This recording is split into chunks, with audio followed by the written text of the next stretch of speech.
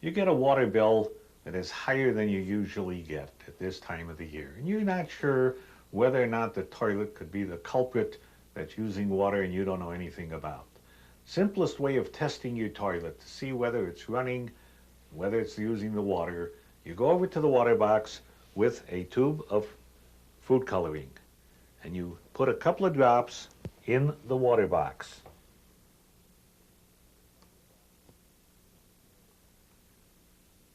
You wait a couple of hours and see whether or not the water from the water box, the coloring that you put in the water box, shows up in the bowl of the tank. If it does, you have a leaky toilet and it's costing you money and you better get it fixed. The toilet probably is the item that you least know about. The toilet is the one thing that uses probably more water than any other item in the house.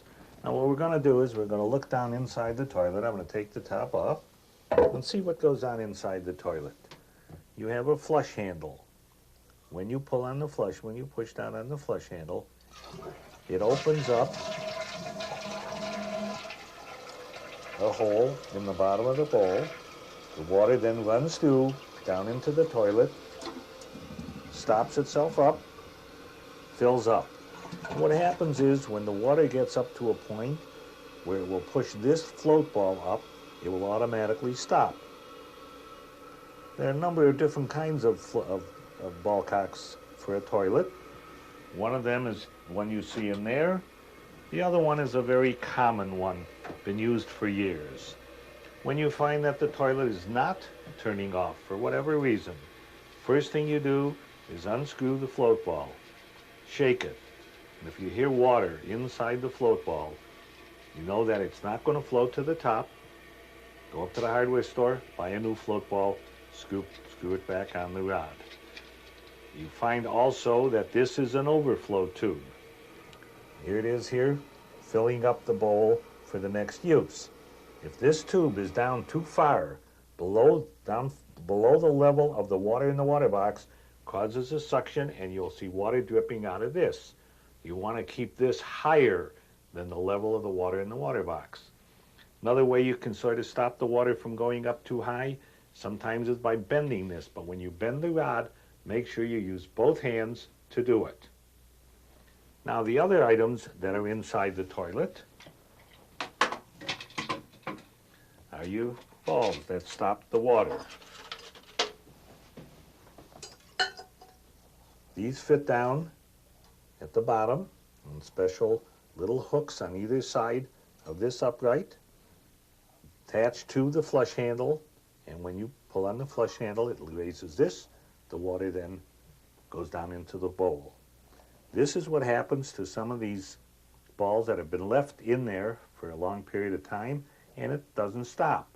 You then have to put on a pair of rubber gloves of some sort to work with this, because the rubber turns black, get all over your hands. Make sure you put on some type of glove, protect your hands. You take it off, you go up to the hardware store, you buy a new one. Now on this particular model of ball cock, to get the right height of water is simply by squeezing this piece of metal and either going up or down, which will then give you the right height of water in the water box.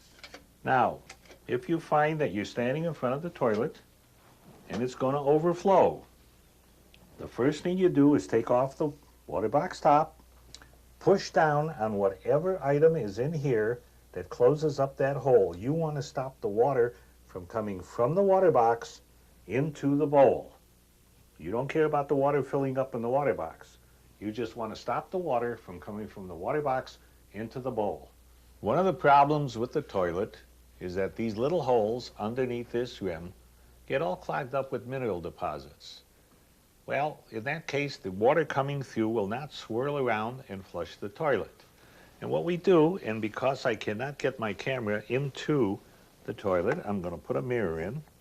I'm going to feel around underneath and find where the holes are and punch through with this piece of clothes hanger that I cut the right size, and just be able to go all the way around, just like this. When I've gone completely around and opened them up, flush the toilet, you see all the mineral deposits come rushing out, and the swirl of the toilet will be good enough to flush the toilet. Customer of mine did exactly as I told him. Before he left on his business trip, he went down the basement, turned off his main water clockwise, and left. Came home 2 or 3 days later, went upstairs to the bathroom to use the toilet. Went to flush the toilet, no water in the water box, and he couldn't understand why, until he took a look, and there was a crack right here in the water box. This is the toilet that was in his home. Can you imagine how many thousands of dollars of damage could have been done? Whenever I hear that a customer of mine is going on an extended vacation, I suggest to them they do a couple of things to prevent water damage to their home.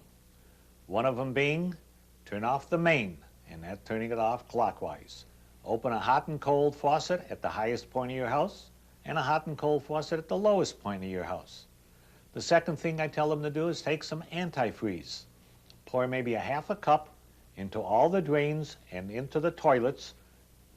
Put a half a cup in the bowl of the toilet, half a cup in the tank of the toilet, in the kitchen sink, in the bathroom sink, in drains in the floor.